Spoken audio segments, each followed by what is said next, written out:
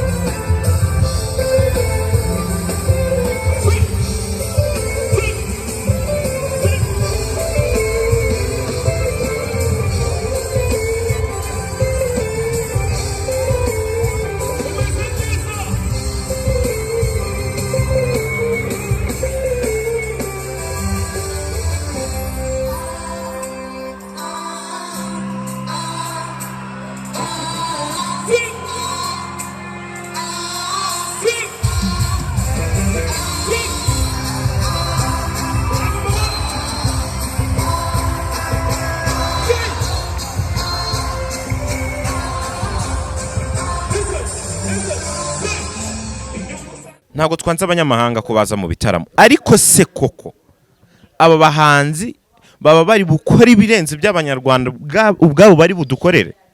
Ako Joboy abantu yarushiye stage ni Bwiza na Christopher, ko Joboy ntabwo yarushiye stage Kenny Solo, ntabwo yahagurukije abanyarwanda nkuko Kenny Solo yabikoze. Joboy ntabwo yahagurukije abanyarwanda nkuko Bushali yabikoze. Joboy ntabwo yahagurukije abanyarwanda nkuko Bruce Melodie yabikoze.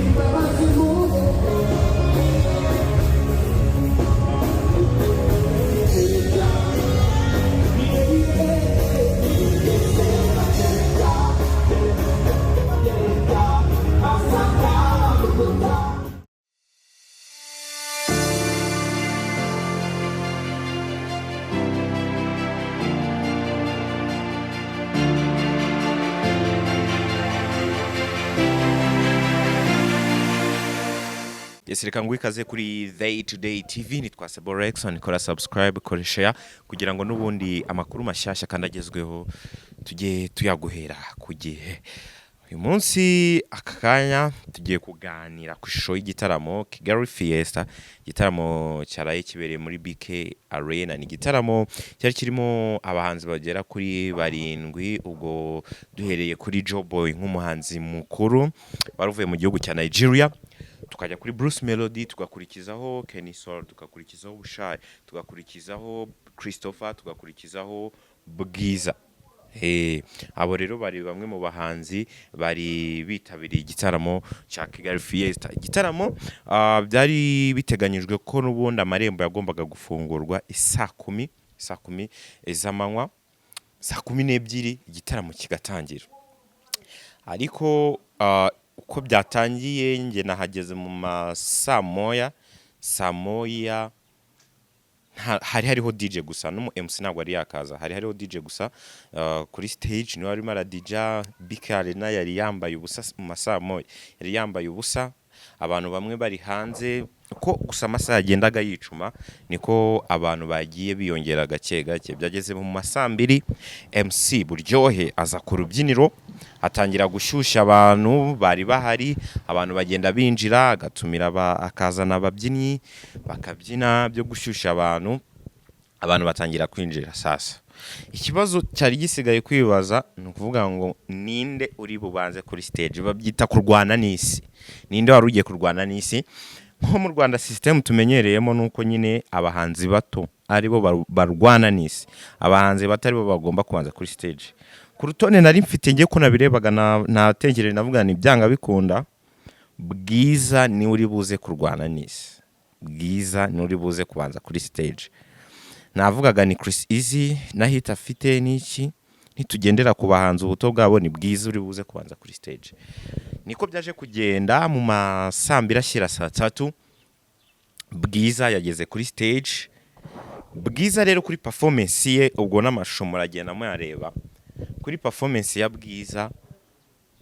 Bwiza ni umukobwa winjiye mu muziki vuba, mbibutsa ko ari muri Kickers Music.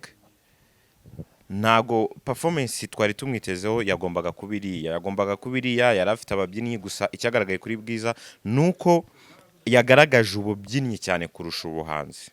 Kuri kubyina ntago stage yabashije guhagurutsa abantu. Bwiza yarari hasi muri stage, yari iri hasi. Tubwizanyije kuri abantu bari hariya, abanyamakuru, abafana bayibonye ko stage ya Bwiza yari iri hasi. Stage ya Bwiza yari iri hasi.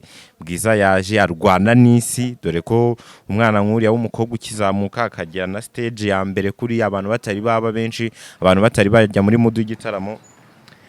Nibiriya byari kuba. So Bwiza yaje kuri stage arakubita bigera aho ngaho avaho. Avuyeho rero umuhanzi wari ugiye gukurikiraho yarinde. Uko nagendaga mbitekereza ni uyu yarakurikiraho, niko byagenze. Ku mwanya wa 2 ku muhanzi wakurikiye kuri stage yari Chris Easy.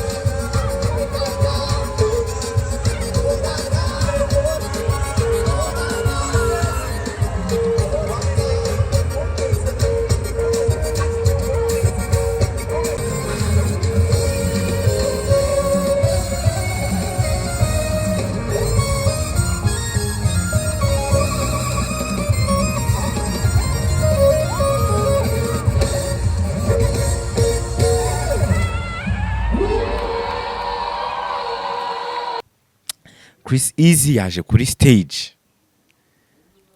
Chris Easy akora ibyo agomba gukora, aririmba amahiti ye, aririmba inana. Chris Easy yerekanye stage nziza, tugeranyije n'igihe amaze mu muziki, tugeranyije n'uburambe afite kuri stage, n'ama stage amaze kujyaho ntago ari menshi cyane. Byari biriya kuri Chris Easy guturuka muri GT Business Group. Chris Easy yaririmbye inana abantu barahaguruka nta gashya kanini kabayeho kuri stage ya Chris Easy nta kintu cyatunguranye nta n'ikintu kinini kigeze kiba kuri stage ya Chris Easy.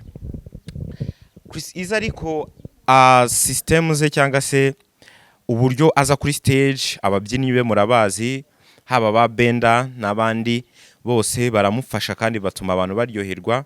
Ikintu kijyanye n'ababyinnyi ni ikintu gifasha Chris Easy muri performance ze n'ubundi n'indirimbo ze zizwi n'abantu benshi, nacyo ni ikintu gifasha Chris Easy. Yabikora neza, Chris Easy aragenda. Baza ngo uwarukurikiye arinde. Warukurikiye nabibonaga ko agomba kuba Kenny Soul. Kuko ubwo hari hasigaye Bushali, hasigaye Christopher, hasigaye Bruce Melody. Navuga ni byanga byakunda Kenny Soul aba bantu nubwo yatwaye mu ma award aherutse kuba yaratwaye igihembo cy'umuhanzi w'umwaka, nago byavuga yuko kuri stage yaza imbere ya Bush, yaza imbere ya Christopher, yaza imbere ya Bruce Melody. Kenny Soul yaje umuhungu zi stage, umuhungu wahagurukije BK Arena, umuhungu wakoze stage nziza cyane. Navuga ngo Kenny Soul n'ubundi ku kintu kijyanye na stage ari mu bahanzi batanu ba mbere mu Rwanda bazi stage. Kenny Soul yakoze stage nziza, very perfect kabisa. Yakoze stage nziza, ashusha abantu, aririmba indirimbo ze zigiye zitandukanye. Kenny Soul yageze ku ndirimbo yitwa Thermometer. Please.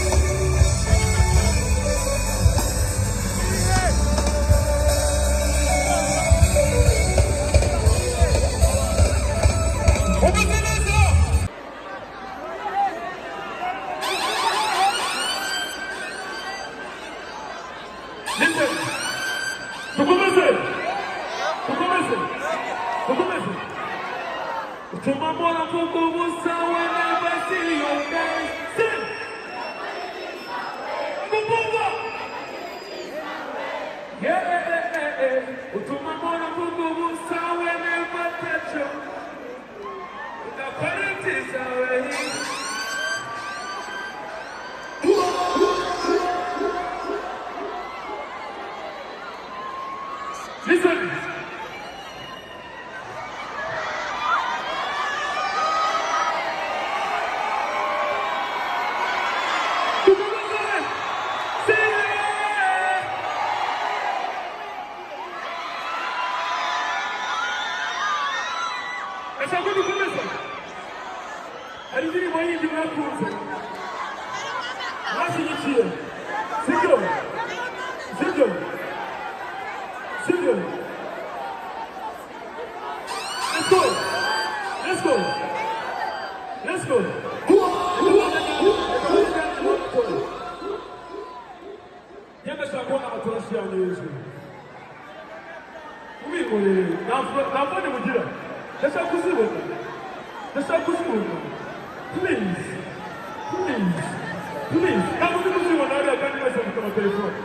Please. We're not going to. Not going to. Ndashaka kuzibona. Batugabanyiriza amatara hano. Batugabanyiriza amatara hano. Batugabanyiriza amatara. Kugira ngo nziganize atoshe. Ndashaka kuzibona. Ndashaka kuzibona. Ntabwo zimaze. Kandi twese dusigaye dufite ama-iPhone. Baranse. Dufite ama-iPhone. Let's go. Let's go. Let's go. Let's go. Let's go.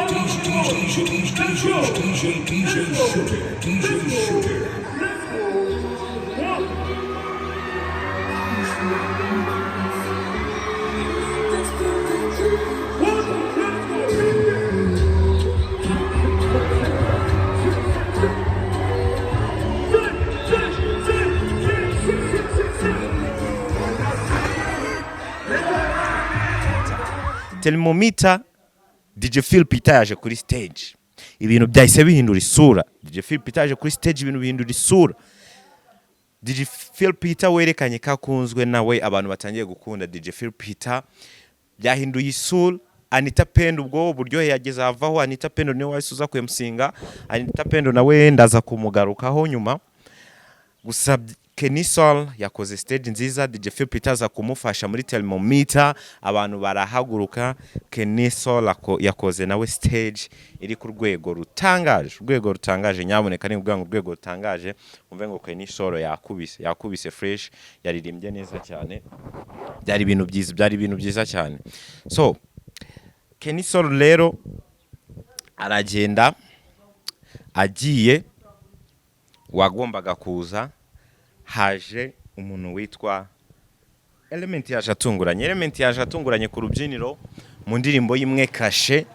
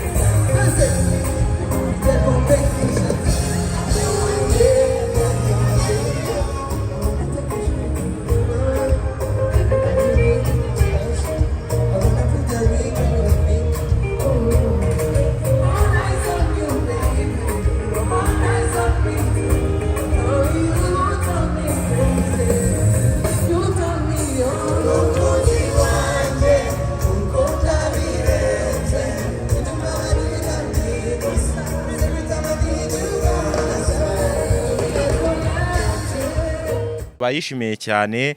Element indirimbo abantu nibo baririmbaga kurusha uko Element yarimbaga bitewe n'ukuntu indirimbo abantu bayizi. Element ari wambaye neza.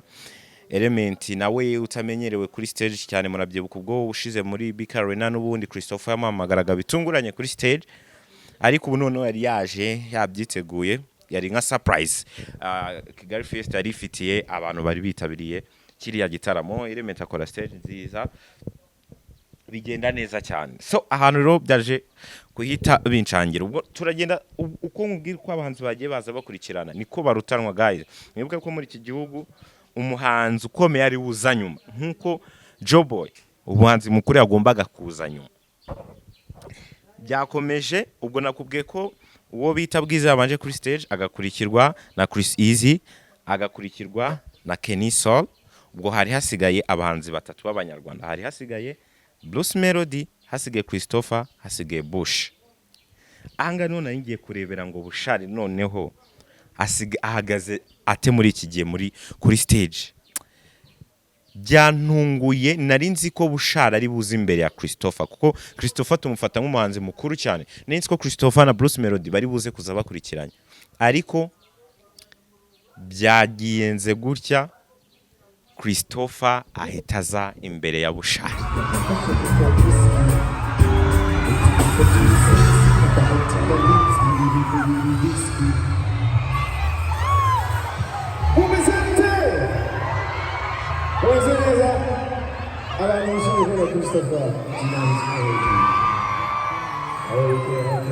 Give it up for my band name, the Tiger Band.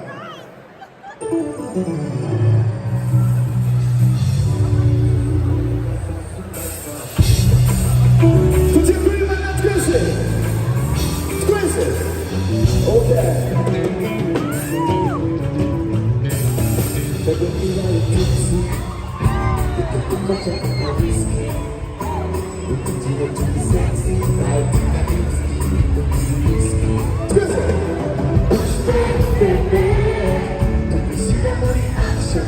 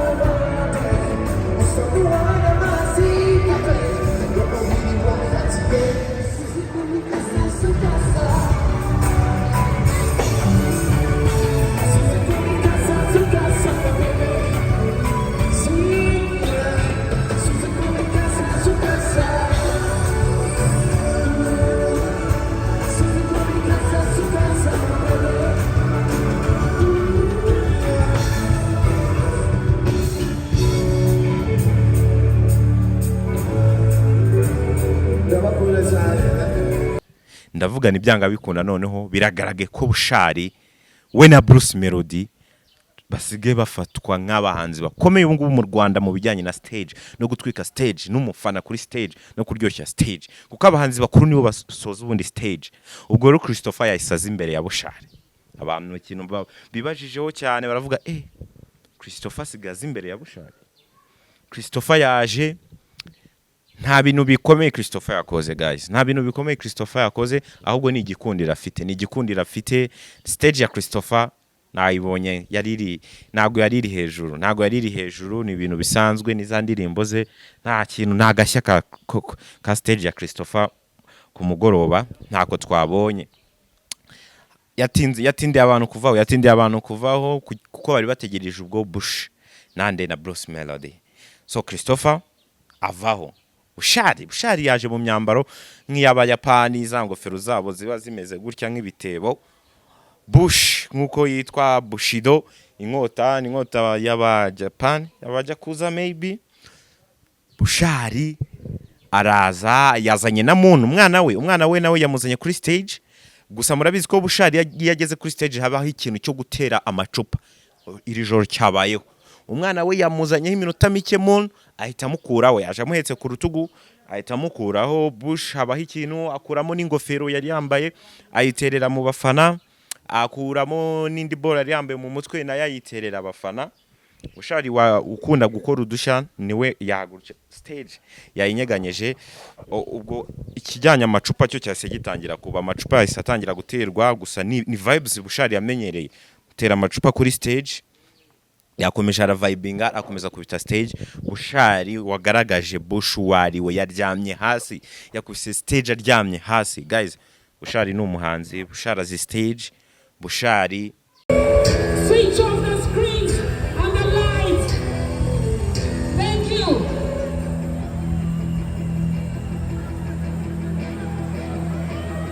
Switch off the screens, please.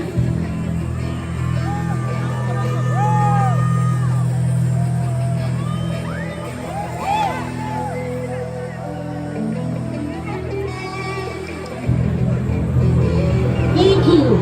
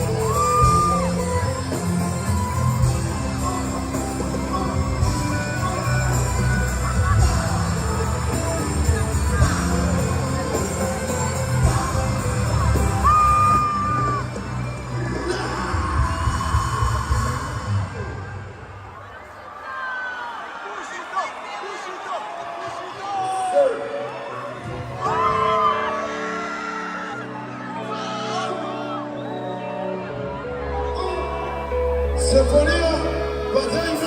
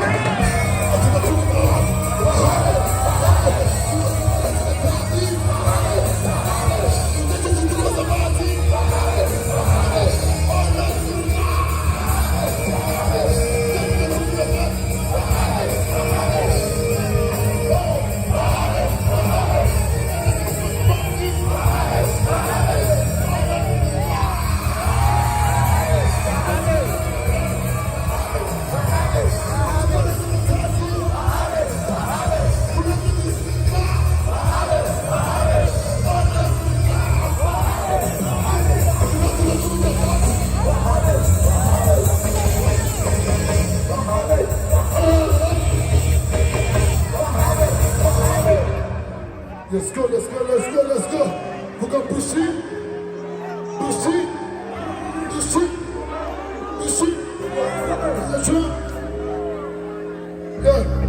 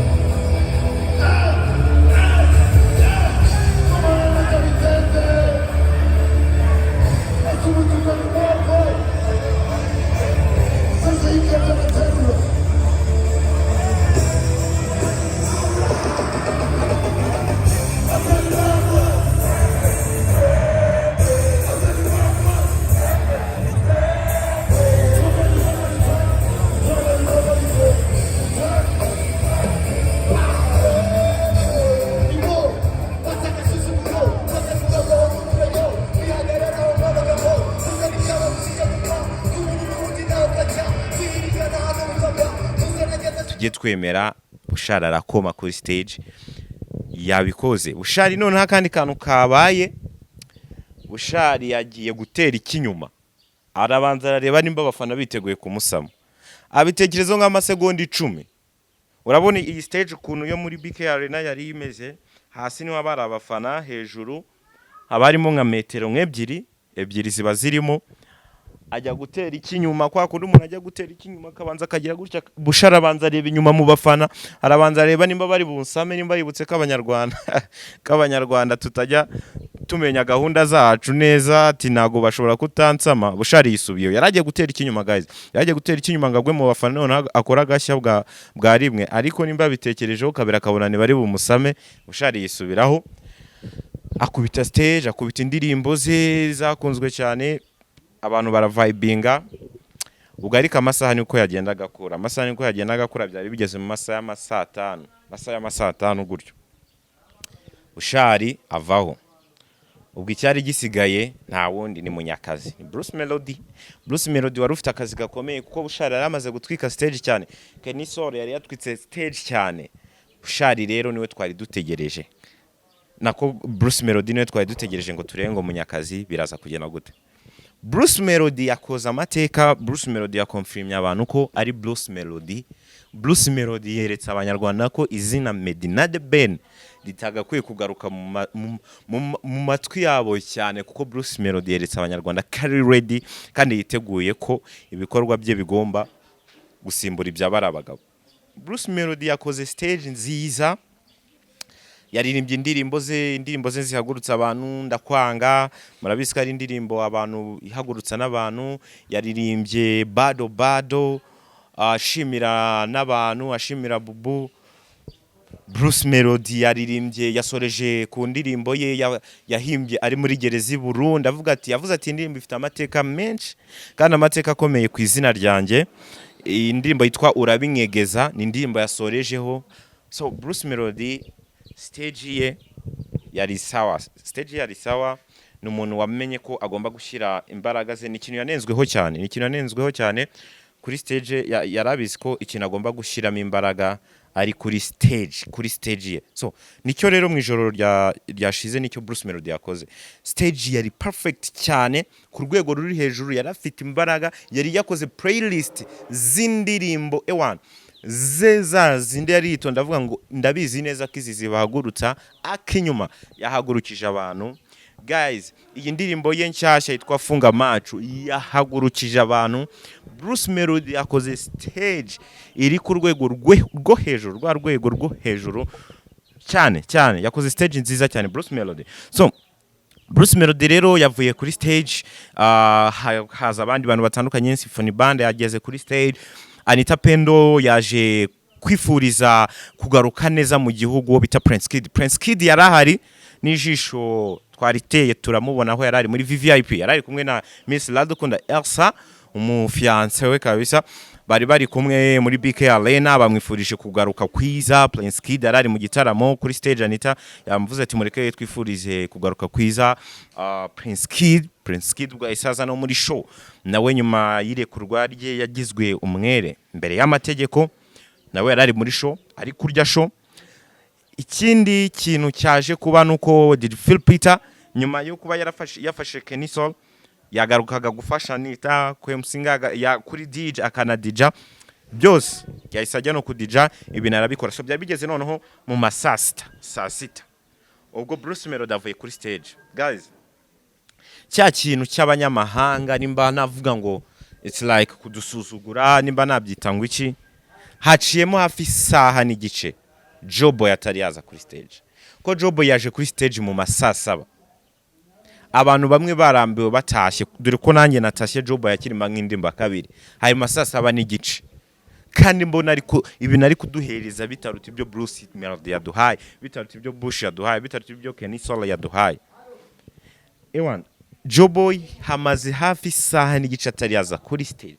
Nagerageje kubaza umunyamakuru mugeze ntabwo se ngubu ibi biba bisobanuye. Avuga ati ngo nuko ugaba wenda bashaka kaza abandi bahanzi bamaze kugenda, hagaciyemo igihe kugira ngo abantu bamwitegure fresh. ariko iki ni ikintu gikunze kuvuga sanga umuhanzi w'umunyamahanga agiye kujya kuri stage yaciyemo isaha abantu bici bamutegereje bikarangira na bamwe barambiwe bakagenda. Joboy kuza kwe kuri stage mbibutsa neza ko Joboy amaze nk'imyaka 5 muri music, dore ko yinjiyemo yabaye active neza muri music mu 2017.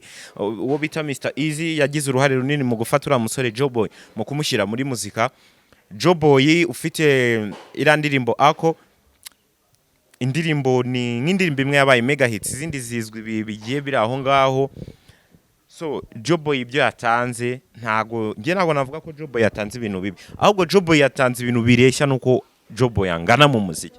Ko Joboy nago ari Wizkid bari bazanye, Joboy nago ari Burna Boy. Joboy hari ya Nigeria yegizina rye rihari ari nkuko wafata akakanya wafata Afrique ukamugereranya na Bruce Melody. Joboy ni nkuko twamugereranya na Burna Boy hari. Ntago rero yari kuduhereza ibirenze biriya guys. Abantu bagiye bareklama Joboy yadupfunyikiye birani biki, ni indirimbo imwe ako yabaye mega hit, yari kuduhereza iki kindi kirenze biriya. Ahubwo twebwe icyo turi kwibaza akakanya ni iki ngiki, ese koko ibi bitaramo biba aba bahanzi bazana, ntago twanze abanyamahanga ko baza mu bitaramo, ariko se koko aba bahanzi baba bari bukora ibirenze by'abanyarwanda ubwabo bari budukorere? Kuko ni reka dukore urutonde rw'abahanzi bitwaye neza kuri stage. Umuhanzi wa mbere ubwo na Joboy bose barimo, na Joboy arimo. Dukoze urutonde rw'abahanzi baraye bitwaye neza muri BK Arena, uwa mbere ni Bruce Melody, uwa kabiri ni Bushali, umuhanzi wa gatatu ni Kenny Soul, umuhanzi wa kane ni Chris Easy, umuhanzi wa gatanu ni Joboy, umuhanzi wa gatandatu ni Bwiza, umuhanzi wa karindwi ni Christopher. Gatandatu reka tuhashyire Christopher, karindwi Bwiza, it's fine. Ako Joboy abantu yarushiye stage ni Bwiza na Christopher. Ko Joboy ntabwo yarushiye stage Kenny Soul, ntabwo yahagurukije abanyarwanda nkuko Kenny Soul yabikoze. Joboy ntabwo yahagurukije abanyarwanda nkuko Bushali yabikoze. Joboy ntabwo yahagurukije abanyarwanda nkuko Bruce Melody yabikoze. So ikindi kintu nukuvuga ngo ubwo turebe ngo nkuko amakipe muri football ajya kugura abakinnyi akareba nimba tugiye kugura umunyamahanga, turazana umunyamahanga urusha ubushobozi umunyarwanda. Kushobora kuzana umunyamahanga aba yaguhenze n'amatike n'ibiki, akaza akarusha ubushobozi abanyarwanda. Nimba ari umunyamahanga koko, nimba muvuga ngo ni Wizkid, muhagurutse Wizkid aze. Apana ibingi byo kuzana umuntu afite indimbe ebyiri gusa zabaye mega hits, aje gukoroga mu mitwe y'abanyarwanda. Araje noneho agiye kuri stage saa 7 igitaramo mwatangaje ko kibutangire saa 12 guys. Ibyo byatumye abantu benshi bataha. Stage ya Wizkid, stage ya Joboy itari yarangira. Ko nanjye natashye mu saa 7 n'igice, Joboy yagikubita indirimbo ya kangahe ya kabiri. So nukuvuga ngo nicyo kintu kijyanye na timing. Nimba muvuga ngo amarembo ya BK Arena ari bufungure saa 10, yega kabwenda yafunguye saa 10, mukavuga ngo Kigali Fest iri butangire saa 12, umuhanzi akajya kuri stage saa 2, uwanyuma agasoza stage saa 8 z'ijoro. Akanasoza iyo stage abantu bamwe bakoze iki, batangiye kugenda. Kuko abanyamakuru benshi barabizi twatashye Joboy yakiriho. Abanyamakuru benshi baranavuga bati uyu sara aduhaye ibyo Bruce Melody aduhaye. So ibyo nabyo ni ibindi bintu bikwiye gutekerezwa. Ikindi kintu navuga gikwiye gutekerezwa guys, abantu aba event organizer, organizing ama event, hari ikintu kiba bakazana abahanzi bakomeye ariko ni baba bakorera uburyo ki bashobora gukora collabo n'abanyarwanda. It's fine kuba aba bahanzi bacu abanyarwanda bashaka collabo, ni ibyabo, ni imishinga yabo. Ariko nawe iyo uvuga ngo turategura ibitaramo, hari icyo gitaramo tubanze turebe ngo kiraza kumara iki abanyarwanda. It's fine, turaza kwishima kuko ibyo byishimo nawe mu event organizer uraza gukoramo amafaranga, nawe ngiye kumentioning hano mu kiganiro.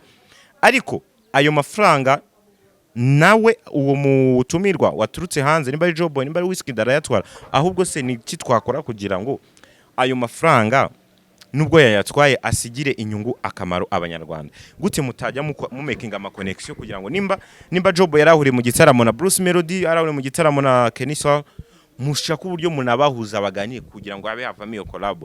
Even n'abantu tubibutsa ko ubwo Job yageraga ku kigo cy'indege baramubaje abanyamakuru bati umuntu hari plan ufite yo gukorana n'umunyarwanda, yavuzemo Ishkevin avuga ko bavuganye bashaka gukora indimbo, avugamo Bruce Melody, ni ikintu ciza. Ariko ikindi kintu twavuga kuri aba bantu bategura ibitaramo, bakore uburyo ki ba creating a space. Nimba umuhanzi nka Wizkid yaje we muraza muri hotel imwe, abandi bandika iki, shaka uburyo ukora akantu gatuma agaconnection gatuma baza guhurira ahantu henshi muri duel nyinshi cyane kugira ngo babe ba profit uwo muhanzi bakaba bamukuraho collab, nacyo kizaba ari ikintu kiza cyane. So ikindi kintu ishusho iki gitaramo cya Kigali Festa kidusigiye nuko abanyarwanda bakunda ibitaramo guys. BK Arena ni nini? BK Arena kiriya gitaramo cyari kitabiriwe. Nimba rero abanyarwanda bakunda ibitaramo, twige kubaha iby'umwimerere. Iyo umuntu akunda ikintu kugira ngo aguma gikunda, umuhereza bya bintu by'umwimerere.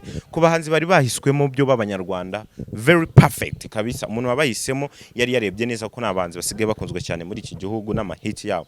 Ahubwo nk'abari abahanzi ubafashe ukabatamo Diamond, hashya bikare na yakuzura none hashya. Hari ahantu batayemo Diamond hashya. Uzana abahanzi bafite vibe, tuzana abahanzi bafite amazina pana kumva ngo yego Job ni umuhanzi twubaha ntago twamusuzugura, ariko se n'umuhanzi ukwiriye kuza akagaragirwa n'abanzi bangahe, amafaranga kwinjira amatike yagaze kuri ya akajya kuri stage saa 7 abantu bagataha ari amasaha. Icyo kintu ni ikintu gikwiye gutekerezwaho. So twigarukire ku bandi bantu bandi bagaragaye mo hariya. Navuze ko ndi bugaruke kuri Anita Pendo. Anita Pendo ni umuntu wagaragaje ko agifite imbaraga zo kwemsinga kandi ibyakora abizi guys, kuko nimba abantu musuzugura abagore namwe reka babwire ngo sinzi mufite ibibazo bikomeye, kuko nimba MC Buryohe twabonye n'umu MC nawe ukomeye muri iki gihugu, niwe wabanjirije Anita kugira ngo azinyuma MC Buryo, nuko nyine uwo muntu abarusha afite icyo amurusha, ni nawe introducinze inde Joboy. Anita Pendo muri aka gakina aracyarimo kandi arashoboye. Anita Pendo izi shows z'imiguruko bajye bazimo, nicyo nasaba.